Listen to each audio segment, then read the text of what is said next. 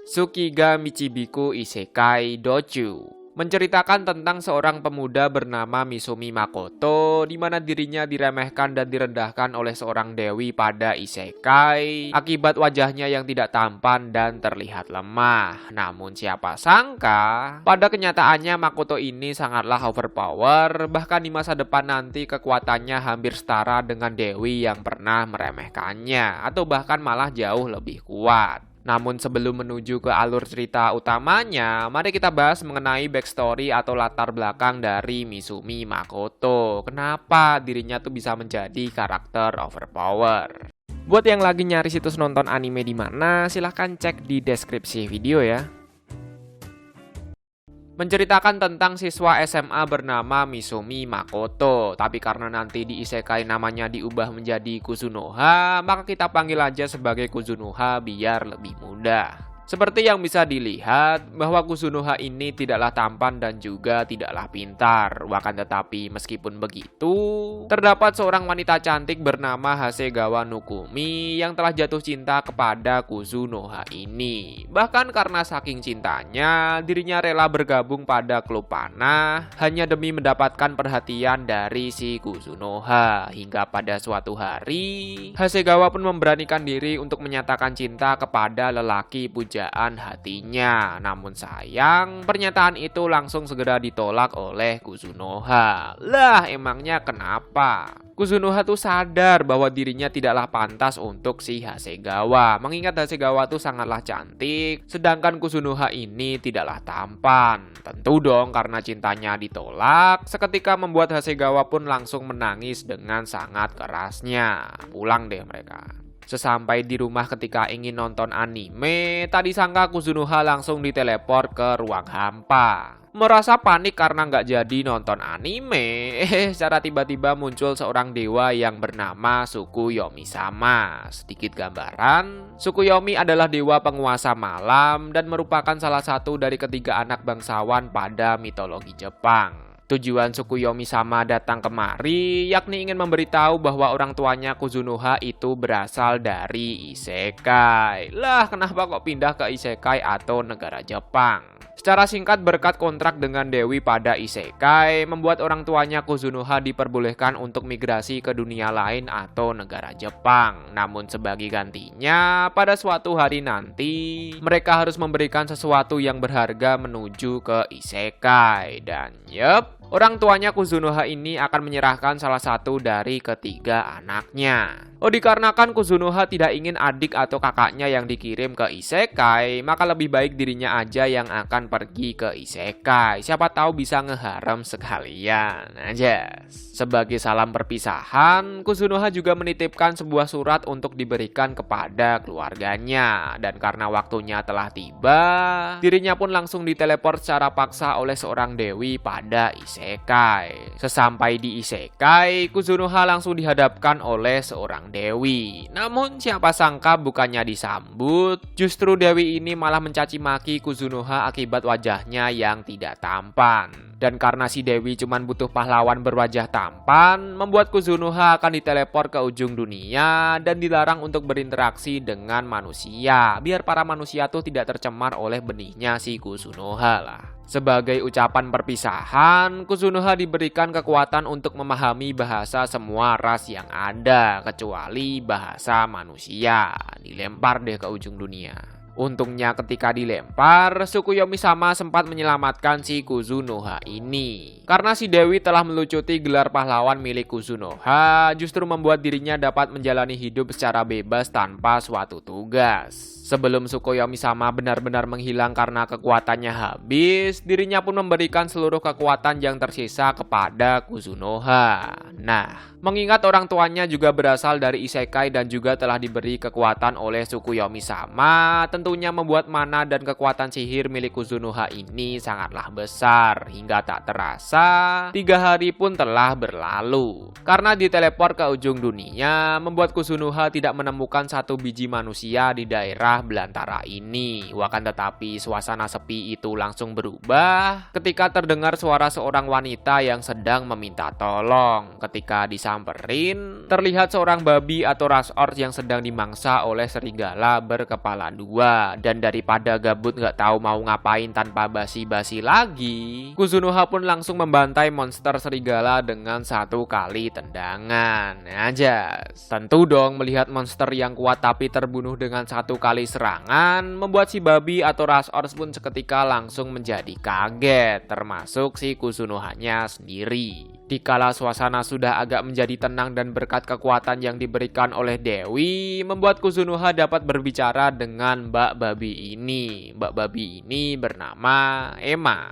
Secara singkat, Emma menjelaskan bahwa tujuan dirinya datang kemari yakni untuk mempersembahkan nyawanya kepada naga tertinggi bernama Seng agar supaya tanah di kampung halamannya bisa menjadi subur.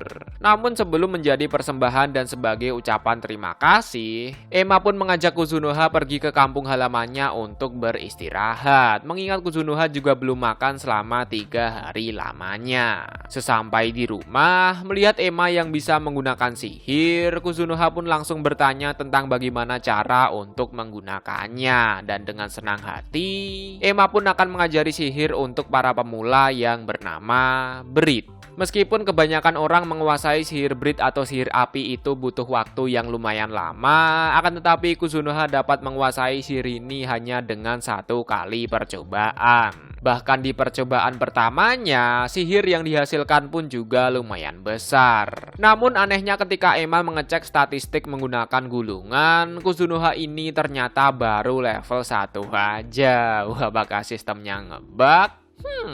Emma yang merasa kasihan akan hal itu langsung mengajari berbagai macam sihir yang ia ketahui. Hingga tak terasa hari pun menjadi pagi. Mengingat Emma merupakan Ors wanita dan untuk menghindari event heroin atau pernikahan, Kuzunoha pun sengaja pergi ke tempat naga tertinggi secara diam-diam. Sesampai di sana dan berkat pelajaran sihir dari Emma, kini Kuzunoha berhasil memanipulasi bentuk api menjadi sebuah panah. Untuk testing kekuatan, dirinya pun langsung mencoba melancarkan serangan pada pintu gerbang atau semacam tori. Dan sama seperti percobaan di awal, bahwa kekuatan Kuzunoha ini benar-benar luar biasa. Saking luar biasanya, sampai-sampai ras iblis yang berada di sekitar tori pun langsung menjadi musnah. Ternyata persembahan nyawa biar tanah bisa menjadi subur itu cuman kebohongan yang diciptakan oleh ras iblis agar supaya ras iblis dapat menguasai para ras Ord yang ada. Terlepas dari itu,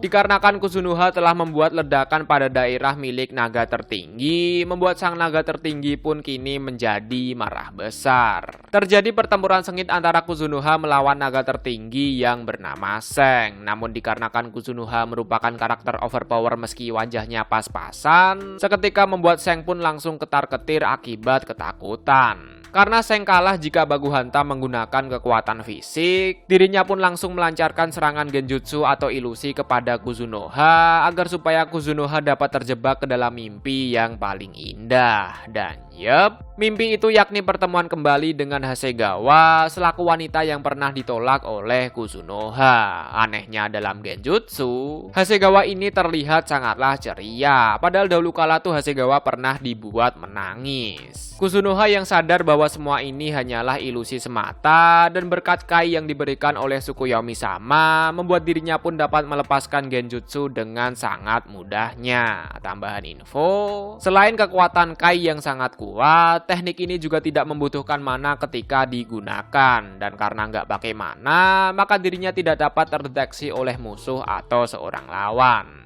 Di sisi lain, ketika Kuzunoha terjebak dalam genjutsu tadi, Seng pun menggunakan kekuatannya untuk melihat ingatan milik Kuzunoha. Karena Seng tahu bahwa Kuzunoha berasal dari isekai sekaligus dirinya ingin melihat drama samurai, dengan cepat Seng pun langsung membujuk Kuzunoha untuk segera menjalin kontrak dengan dirinya. Dan agar supaya Seng tidak melihat ingatan yang aneh-aneh sekaligus Kuzunoha juga butuh informasi mengenai isekai, pada akhirnya Kuzunoha pun memutuskan untuk menjalin kontrak dengan dengan Seng selaku naga tertinggi yang tidak pernah terkalahkan. Dan tepat setelah menjalin kontrak di mana posisi Seng sebagai pelayan, membuat Seng pun kini memiliki wujud sebagai seorang manusia. Setelah selesai menjalin kontrak, di sini Kuzunoha ingin meluruskan kesalahpahaman antara ras Orc, di mana mereka mengira bahwa Seng selaku naga tertinggi itu membutuhkan tumbal agar supaya tanah mereka bisa menjadi subur. Namun sebelum itu, Seng pun membawa Kuzunoha menuju ke dalam ruang dimensi miliknya. Berkat menjalin kontrak, membuat ruang dimensi yang tadinya hampa bisa berubah menjadi layaknya sebuah pulau atau dunia baru, di mana terdapat pohon dan berbagai macam hewan yang berada pada ruang dimensi. Sesuai rencana, bahwa Kuzunoha akan meluruskan kesalahpahaman antara ras Orc dengan si Seng selaku naga tertinggi. Dikarenakan ras Orc hidup di daerah belantara dan juga tanaman tidak bisa subur, di sini Seng pun menyarankan kepada seluruh ras Orc untuk segera pindah ke dalam ruang dimensi miliknya. Agar supaya penduduk aman dari para monster, Seng pun juga membuat klon, di mana kekuatan dari klon itu hampir setara dengan kekuatan miliknya. Maka untuk masalah keamanan, Kuzunoha tidak perlu khawatir akan hal itu. Ingin berterima kasih kepada Kuzunoha dan mengabdi kepadanya, seluruh ras Orc pun langsung menyetujui akan hal itu. Karena ya bagaimanapun, Kuzunoha telah menyelamatkan para ras Orc dari kebohongan yang telah dibuat oleh para ras iblis. Pada pindah deh.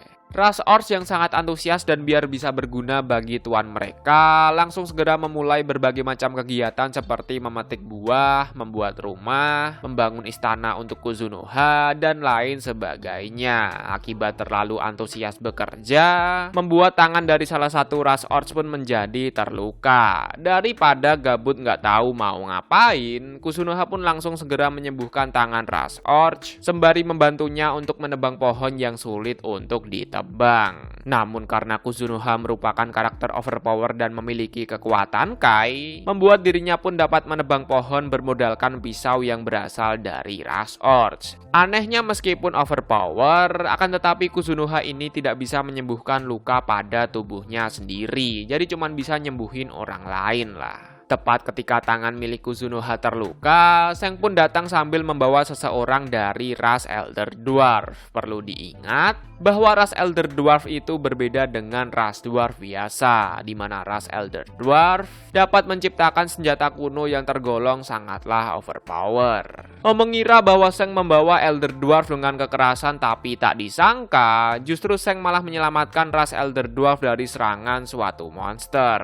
Nah, mengingat tangan milik Kuzunoha terluka dan kebetulan monster ini sangat sensitif terhadap makanan, membuat monster laba-laba pun dapat menjebol ruang dimensi dengan sangat mudahnya. Sedikit gambaran bahwa monster laba-laba ini dijuluki sebagai pembawa petaka dikarenakan dirinya selalu memakan segala sesuatu yang berada di dekatnya. Dan jauh di masa lalu, Seng juga pernah melawan monster laba-laba ini. Akan tetapi sebagai samurai sejati dan karena tidak memiliki pedang, Seng pun langsung menyerahkan monster laba-laba ini kepada tuannya. Seng pun berpesan untuk dapat mengusir monster laba-laba, Kuzunoha cukup memberikan serangan atau damage kepada monster itu. Nah, mengingat monster laba-laba itu tergolong monster tingkat tinggi, terjadi pertempuran sengit antara Kuzunoha melawan monster laba-laba. Bahkan karena saking kuatnya, monster laba-laba ini juga berhasil menghisap darah milik Kuzunoha.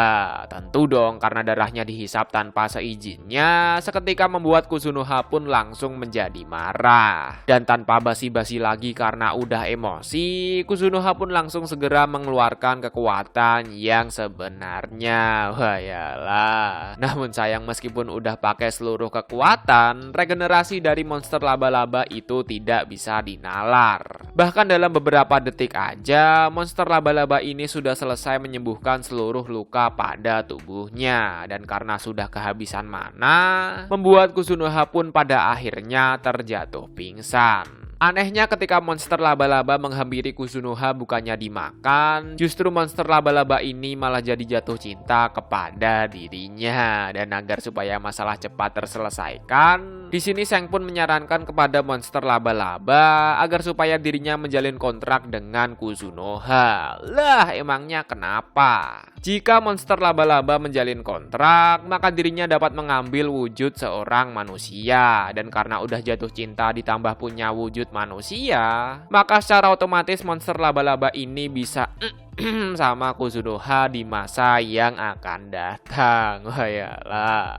Setelah menjalin kontrak secara paksa dengan monster laba-laba, dengan cepat Seng dan Emma pun langsung segera menyembuhkan si Kuzunoha. Secara singkat dengan menggabungkan kekuatan, mereka berdua pun telah berhasil menyembuhkan si Kuzunoha. Ketika tersadar dari pingsannya, perwakilan ras Elder Dwarf pun mengajukan permintaan untuk tinggal di ruang dimensi. Mengingat selama ini mereka tuh tinggal di tanah yang tandus. Dan karena tujuan Kuzunoha yakni membangun kota di ruang dimensi, dengan cepat dirinya pun langsung menyetujuinya dengan syarat bahwa di masa depan nanti para penduduk harus membayar pajak, membuat senjata, dan ikut berkontribusi dalam membangun kota, ucap si Seng. Dan agar supaya perwakilan ras Elder Dwarf dapat meyakinkan teman-temannya, di sini Seng memberikan sisik naga miliknya untuk digunakan sebagai bahan dalam membuat senjata. Tentu dong sebagai pengrajin sejati, seketika membuat semangat dari perwakilan ras Elder Dwarf pun menggebu-gebu.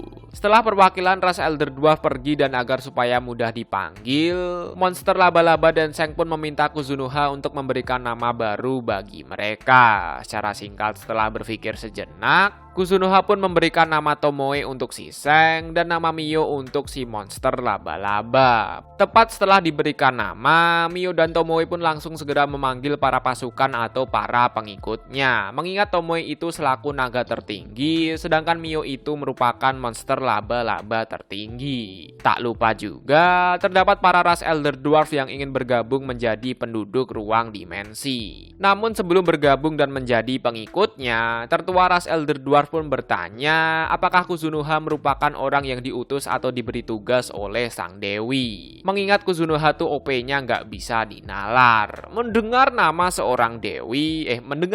dewi seketika membuat Kuzunoha pun langsung menjadi emosi. Dan mengetahui bahwa Kuzunoha tidak melayani sang dewi, membuat seluruh ras Elder Dwarf pun mau melayani Kuzunoha dengan senang hati. Lah, emangnya kenapa? Dikarenakan suatu alasan, seluruh ras Elder Dwarf ini sangat membenci sang dewi, dan salah satu alasannya yakni menganggap ras manusia adalah ras tertinggi, sedangkan ras selain manusia itu merupakan budak atau ras paling rendah. Diskriminasi lah. Tapi intinya beberapa ras yang tinggal di ruang dimensi ada ras naga, Elder Dwarf, Highland Orcs, dan Alke atau monster laba-laba. Terlepas dari itu, mengingat kedua orang tuanya juga berasal dari dunia ini, Kuzunoha pun memutuskan untuk mencari jejak yang ditinggalkan oleh mereka. Siapa tahu orang tuanya dulu tuh merupakan seorang pahlawan atau malah pernah menjadi raja iblis yang overpower dalam pikirnya. Namun sayang ketika sampai di peradaban manusia, dikala Kuzunoha bertemu dengan seorang wanita, nggak taunya wanita itu langsung lari tepat ketika melihat dirinya. Tidak berhenti sampai di situ aja, ketika ingin memasuki kota Yetsuya, nggak taunya para manusia yang ada justru malah langsung segera menyerang dirinya. Wayalah. Penasaran kenapa kok bisa seperti itu? Kuzunoha pun langsung bertanya kepada Tomoe dan kawan-kawan. Tomoe pun bilang, penyebab para manusia takut dan menyerang yakni dikarenakan mana yang keluar dari tubuhnya itu terlalu besar, dan dari sudut pandang manusia, maka Kuzunoha ini diibaratkan sebagai raja iblis yang overpower. Kenapa? Ya karena mana yang keluar dari tubuhnya tuh terlalu banyak. Terlebih lagi Kuzunoha tidak diberikan berkah oleh sang dewi untuk berkomunikasi dengan para ras manusia. Jadi ibaratnya manusia tuh pakai bahasa Indonesia, sedangkan Kuzunoha tuh pakai bahasa Thailand. Gak nyambung lah pokoknya. Wakan tetapi meskipun begitu, dikarenakan ingin mencari jejak kedua orang tua, Kuzunoha pun bersikeras untuk belajar bahasa manusia. Namun sayang meskipun sudah belajar selama 1 bulan lamanya, Kuzunoha tetap tidak bisa berbicara menggunakan menggunakan bahasa manusia, cuman paham doang lah. Untuk mengatasi akan hal itu, Kuzunoha akan berkomunikasi melalui tulisan aja. Di sisi lain, agar supaya bisa menutupi mana yang keluar dari tubuh, ras Elder Dwarf pun membuatkan sebuah cincin bernama Draupnir, di mana cincin ini berfungsi untuk menyerap seluruh mana yang keluar dari tubuh. Dan karena semua masalah telah teratasi, kini saatnya bagi Kuzunoha, Tomoe, dan Mio dalam perjalanan menuju keberadaban manusia pun dimulai. Kota pertama yang mereka tuju bernama Yetsuya, dan seperti anime isekai pada umumnya, mereka bertiga pun langsung mendaftarkan diri pada guild petualang. Melihat Kuzunoha yang menggunakan topeng dan juga cincin ditambah tidak bisa berbicara, membuat mbak-mbak resepsionis pun langsung menjadi curiga. Agar supaya masalah cepat terselesaikan, Mio dan Tomoe pun bilang bahwa Kuzunoha itu merupakan anak dari pedagang terkenal. Namun dikarenakan ketika dalam perjalanan terkena kutukan, membuat wajahnya menjadi tidak tampan dan dirinya juga tidak bisa berbicara menggunakan bahasa manusia. Percaya deh. Untuk mencetak kartu petualang, mereka akan dicek statistiknya menggunakan sebuah gulungan. Tak disangka ketika dicek, level milik Tomoe yakni 1320, Mio 1500, sementara untuk Kuzunoha itu cuman level 1. Hayalah. Merasa emosi karena levelnya lebih rendah dari Mio, Tomoe pun langsung bertanya tentang petualang ranking 1 pada kota Yetsuya. Mbak-mbak resepsionis pun menjawab bahwa petualang ranking 1 itu bernama Sofia Bulga yang mendapatkan julukan sebagai pembunuh naga berkat dirinya telah berhasil membunuh satu biji naga yang bernama Mitsurugi. Hari pun menjadi sore karena sudah lelah jalan-jalan ke sana kemari, mereka bertiga pun memutuskan untuk mencari tempat penginapan. Dikarenakan mas-mas resepsionis memberikan harga yang terlalu mahal, seketika membuat Tomoe dan Mio pun langsung mengamuk. Dikasih harga murah deh jadinya. Sembari menikmati suasana senja, mereka pun merenung tentang penyebab harga barang di kota Yetsuya itu sangatlah mahal. Dan alasan kenapa harga barang di kota Yetsuya itu mahal, yakni dikarenakan pasokan barangnya tuh sangatlah terbatas. Bagaimana enggak? Ketika seorang atau sekelompok pedagang masuk ke kota Yetsuya, maka secara otomatis pedagang itu akan dirampok oleh penjahat setempat. Nah, dikarenakan Kuzunoha itu ceritanya merupakan pedagang, dirinya pun juga sadar bahwa selama di kota Yetsuya, mereka selalu diawasi oleh para penjahat. Seperti prinsip Tomoe yakni ora gelut, ora smile, Kuzunoha pun menyuruhnya untuk menjaga barang, sementara Mio dan Kuzunoha akan pergi berkencan sembari mengawasi area di sekitar. Dikala jalan-jalan, mereka pun bertemu dengan seorang anak kecil yang meminta bantuan sembari meneteskan air mata. Kuzunoha yang tahu bahwa anak kecil ini merupakan jebakan, tetap berpura-pura bahwa dirinya tidak tahu apa-apa, jadi pura-pura terjebak lah, dibawa dia ke penginapan. Dikala suasana sudah agak menjadi tenang, Rinon pun mulai menjelaskan secara singkat. Dikarenakan kakaknya yang bernama Towa memiliki banyak hutang, secara tiba-tiba kakaknya pun menghilang entah pergi kemana. Selesai. Intinya Rinon tuh disuruh menjebak Kuzunoha seperti mencuri uang, mencari info, dan mencuri barang agar supaya kakaknya bisa segera dibebaskan. Jadi kakaknya tuh ditahan sama sekelompok kriminal lah. Di sisi lain sesuai praduga bahwa siapa aja pedagang yang masuk ke kota Yetsuya, maka secara otomatis pedagang itu akan dirampas oleh penjahat setempat. Namun sayang, tidak semudah itu Fergianti. Ketika para penjahat ingin merampas barang, Tomoe pun langsung meratakan mereka semua dan menyisakan satu biji orang untuk diinterogasi.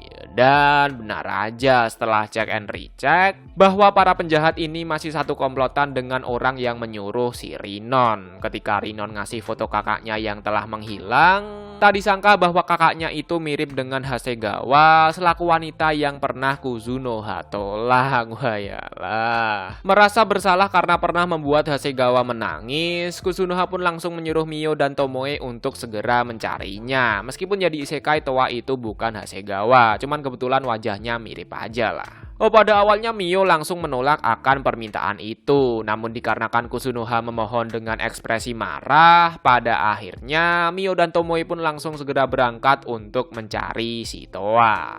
Tak tak tak tak tak, secara singkat setelah mencari kesana kemari, Tomoe dan Mio pun menemukan Towa yang sedang sekarat di dalam gudang. Berkat kemampuan regenerasi milik Mio, membuat dirinya pun dapat menyembuhkan si Towa dengan sangat mudahnya. Oh, tadi sangka dikala ingin keluar, ternyata pelaku kejahatan di kota itu adalah petualang peringkat tinggi pada kota Yetsuya, kecuali si Sofia Bulga atau sang pembunuh naga. Sebenarnya Tomoe dan Mio ingin segera pergi dari tempat itu, toh si Towa juga udah selamat. Bahkan tetapi semua itu berubah ketika petualang peringkat tinggi bernama Milis S dengan santainya mengejek Kuzunoha tepat di depan mereka berdua. Tentu dong karena tuannya atau calon suaminya diejek, seketika membuat Mio dan Tomoe pun langsung menjadi emosi. Dan seperti kata pepatah bahwa ora gelut ora smile, terjadi pertempuran berat sebelah antara Mio dan Tomoe melawan Milis S dan para petualang di kota Yetsuya. Rata deh mereka semua. Setelah rata dikarenakan Tomoe bilang bahwa dirinya telah membunuh banyak orang daripada si Mio, seketika membuat Mio pun tidak terima akan hal itu. Untuk membuktikan siapa yang terbaik, Mio pun juga langsung meratakan para petualang Yetsuya yang masih hidup. Akibat mereka keras kepala dalam menentukan siapa yang paling berguna, membuat hampir seluruh kota Yetsuya pun menjadi rata dengan tanah. Namun berkat itu, kini Towa atau orang yang mirip dengan Hasegawa dapat bertemu kembali dengan Rinon selaku si adiknya. Untungnya berkat kekuatan Tomoe, dirinya bisa mengubah ingatan para saksi mata yang ada bahwa rusaknya kota Yetsuya itu disebabkan oleh serangan dari para monster liar. Jadi cuma Towa sama Rinon aja yang gak diubah ingatannya. Agar supaya kejadian ini tidak terulang kembali, Kuzunoha pun menyuruh Tomoe untuk solo leveling, sementara Kuzunoha dan kawan-kawan akan pergi ke kota Shige untuk mendaftar pada guild pedagang. Dikala perjalanan menuju ke kota Shige, mereka pun bertemu dengan berbagai macam monster yang kuat. Beberapa di antaranya ada Redbeard dan juga Ruby Eye. Bahkan karena saking kuatnya, partinya Towa yang rata-rata level 100 aja tidak ada yang berani melawan para monster itu. Akan tetapi dikarenakan Mio itu levelnya 1500 dan Kuzunoha juga ahli dalam memanah, mereka berdua pun dapat meratakan para monster itu dengan sangat mudahnya. Tak tak tak tak tak, hingga tak terasa mereka semua pun telah sampai di kota Shige. Sesuai tujuan, Kuzunoha pun langsung mendaftarkan diri pada guild petualang. Dikarenakan ingin membuat perusahaan, Misumi Makoto atau nama aslinya dulu kini diubah menjadi Kuzunoha, biar lebih mudah dibaca oleh penduduk isekai lah. Setelah berhasil mendaftar, dirinya pun melihat sebuah misi dari perusahaan Rembrandt, yakni untuk mengumpulkan item yang bernama Ruby Eye. Dan karena kebetulan pas di perjalanan tadi dapat item Ruby Eye, dirinya pun memutuskan untuk mengambil misi itu. Di sisi lain, ingin berterima kasih karena telah diberi tumpangan dan juga dikasih drop item monster, Towa dan kawan-kawan pun mengajak Kuzunoha dan Mio untuk mabar atau makan bersama. Setuju deh. Hari pun menjadi malam dan sesuai janji bahwa mereka akan mabar di restoran terdekat. Secara singkat setelah makan atau mabar bersama, Towa pun memberitahu bahwa misi dari perusahaan Rembrandt itu sangatlah berbahaya. Bagaimana enggak? Barang siapa yang mengambil segala misi dari perusahaan Rembrandt entah gimana ceritanya, orang itu sudah dipastikan akan menghilang entah pergi kemana. Wayalah, apakah Kuzunoha juga akan ikut menghilang? Simak aja terus pokoknya ya. Terlepas dari itu, mengingat hari sudah semakin malam, mereka pun memutuskan untuk segera beristirahat. Nah, mengingat Tomoe sedang solo leveling meninggalkan Kuzunoha dan Mio berduaan, bukannya Kuzunoha ini malah langsung segera tidur duluan. Hari pun menjadi pagi, dikala gabut nggak tahu mau ngapain, Kuzunoha dan Mio pun pergi ke ruang dimensi. Sesampai di sana, Kuzunoha melihat para penduduk yang sedang bekerja keras seperti membuat istana, beserta membuatkan sebuah mantel atau jaket alternatif dari cincin Draupnir, buat nyerap mana yang keluar dari tubuh lah. Hingga tak terasa, hari pun menjadi siang. Mengingat Kuzunoha telah mengambil misi untuk mencari item Ruby Eye, dirinya pun segera pergi ke perusahaan Rembrandt untuk memberikan item tersebut. Nah, akibat statistiknya yang masih level 1, membuat perusahaan Rembrandt pun tidak percaya akan hal itu. Karena ya bagaimanapun, monster Ruby Eye itu sulit untuk dikalahkan. Apalagi Kuzunoha tuh baru level 1. Hayalah. Bahkan tetapi semua itu langsung berubah ketika Kuzunoha langsung memberikan item Ruby Eye tepat di depan matanya. Percaya deh. Sebagai permintaan maaf karena telah meremehkan, Pak Rembrandt pun akan memberitahu akan tujuannya.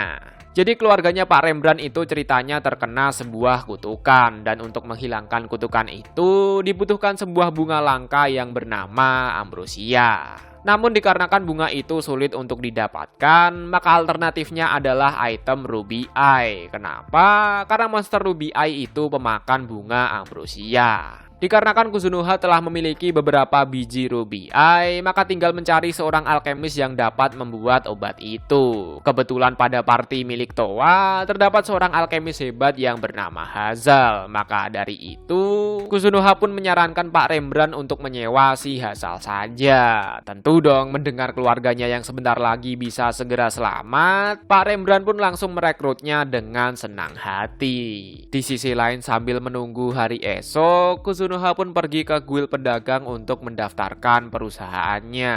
Meskipun mbak-mbak resepsionis bilang bahwa ujiannya itu sangatlah susah, tapi pada kenyataannya ujian tersebut setara dengan soal anak SD. Dan untuk ujian prakteknya, Kuzunoha disuruh untuk mencari item yang sangat langka, agak mustahil lah bagi level 1. Bahkan tetapi dikarenakan Kuzunoha juga udah ada item langka, dirinya pun telah berhasil lulus dengan nilai yang sangat sempurna. Anjas. Mbak-mbak resepsionis pun bilang, jika ingin mendirikan perusahaan di kota Shige, maka suatu perusahaan wajib memiliki seorang mata-mata. Hari pun menjadi sore. Dikala lelah menjalani ujian, Kuzunoha pun memutuskan untuk mampir ke toko terdekat. Karena minuman yang disediakan itu rasanya nggak enak, dirinya pun memutuskan untuk pergi ke ruang dimensi. Tak disangka sesampai di sana, Kuzunoha pun bertemu dengan klonnya Tomoe yang sedang berjaga. Sembari makan buah sambil menikmati angin yang segar, Kuzunoha pun ingin membuat sebuah kota ilusi, di mana fungsi dari kota ilusi yakni untuk mendistribusikan barang dari ruang dimensi menuju ke peradaban manusia, agar supaya barang-barang seperti buah-buahan, senjata kuno, dan lain sebagainya itu bisa dikenal dan dijual pada peradaban manusia. Hari pun berganti dan sesuai janji bahwa Kuzunoha dan Hazal akan membuat obat dari item Ruby Eye. Dikala ketemuan di pinggiran kota, tak disangka terdapat seorang misterius yang berniat untuk segera membunuh mereka berdua. Hayalah, apakah Kuzunoha dan Hazal akan terbunuh? Simak aja terus pokoknya ya. Sesampai di perusahaan Rembrandt, Hazal pun mulai merapalkan mantra untuk membuat obat. Dikarenakan rapalan mantra itu terdapat kata dewi-dewi yang begitu banyak, Kuzunoha pun langsung segera menyelesaikan persiapan tanpa rapalan mantra. Tek, secara singkat cerita, Hazal pun telah berhasil membuat obat penangkal kutukan. Namun sayang meskipun obatnya udah jadi, Pak Rembrandt tetap kesulitan dalam memberikan obat itu kepada keluarganya, mengingat keluarganya tuh udah berubah menjadi monster. Bukan tetapi mengingat Kuzunoha merupakan karakter overpower, dirinya pun akan membantu Pak Rembrandt dalam memberikan obat kepada keluarganya. Dan secara singkat dengan menggabungkan kekuatan, pada akhirnya seluruh kutukan yang ada pun kini telah berhasil dihilangkan. Anjas. Ketika urusan sudah selesai dan ingin membiarkan Pak Rembrandt reuni dengan keluarganya, Hazal dan Kuzunoha pun memutuskan untuk segera pulang. Dikala perjalanan pulang, Kuzunoha juga langsung disambut oleh dua waifu tercinta. Namun tak disangka ketika berkumpul, secara tiba-tiba mereka langsung dibakar oleh seseorang yang tidak dikenal. Dan orang yang menyerang Kuzunoha adalah orang misterius yang berada pada gang tadi. Dan dari sini mulai terjawab alasan kenapa Towa bilang bahwa misi dari perusahaan Rembrandt itu sangatlah berbahaya. Ya apalagi kalau bukan dikarenakan beberapa orang misterius ini. Lah emangnya kenapa? Secara singkat, perusahaan Rembrandt itu merupakan perusahaan yang besar. Maka dari itu akan sangat mudah bagi perusahaan Rembrandt untuk memonopoli segala sesuatu yang berada di kota Shige seperti barang, misi petualang, dan lain sebagainya. Nah, Akibat perusahaan Rembrandt terlalu berkuasa dan juga membahayakan bagi panti asuhan, Lime selaku petualang terkuat di kota Sige pun ingin melindungi panti asuhan dari perusahaan Rembrandt. Kebetulan sewaktu di toko minuman, dirinya bertemu dengan seorang dukun yang menyarankan Lime untuk memberikan kutukan kepada keluarganya Pak Rembrandt. Si dukun pun bilang bahwa efek dari kutukan ini hanya akan membuat orang tertidur aja. Tapi pada kenyataannya, kutukan itu dapat mengubah seseorang menjadi monster yang akan berakhir menuju ke dalam sebuah kematian. Intinya Lime ini ditipu lah. Terlepas dari itu, seperti kata pepatah bahwa ora gelut, ora smile. Di sini Tomoe pun berniat untuk baku hantam dengan mereka semua. Namun agar supaya kejadian di kota Yetsuya tidak terulang kembali, Kuzunoha pun menyuruh Mio untuk pura-pura berkhianat, biar kota Sige itu nggak rata lah. Tek tek tek tek tek. Secara singkat, sebagai seorang samurai sejati, Tomoe pun dapat meratakan mereka semua dengan sangat mudahnya. Dikala mereka semua sudah rata, kini saatnya untuk menginterogasi pemimpin dari mereka semua. Dijelasin deh. Dan karena kemampuan Tomoe itu dapat melihat ingatan sekaligus Lime juga tidak berbohong, Kuzunoha pun memutuskan untuk melepasnya aja. Toh si Lime ini juga ditipu oleh si dukun. Di waktu yang sama, setelah dibebaskan oleh Kuzunoha tanpa basi-basi lagi, Lime pun juga langsung segera meminta maaf kepada Pak Rembrandt dan juga si Morris. Untuk menghormati Kuzunoha, Pak Rembrandt pun juga memutuskan untuk memaafkannya. Dan sebagai penebusan dosa, Lime pun juga akan berhenti menjadi petualang untuk selama-lamanya. Wayalah. Nah, mengingat kota Sige itu dikenal sebagai mata-matanya, Tomoe pun langsung merekrut si Lime agar supaya si Lime ini mau melayani Kuzunoha di bawah kepemimpinannya.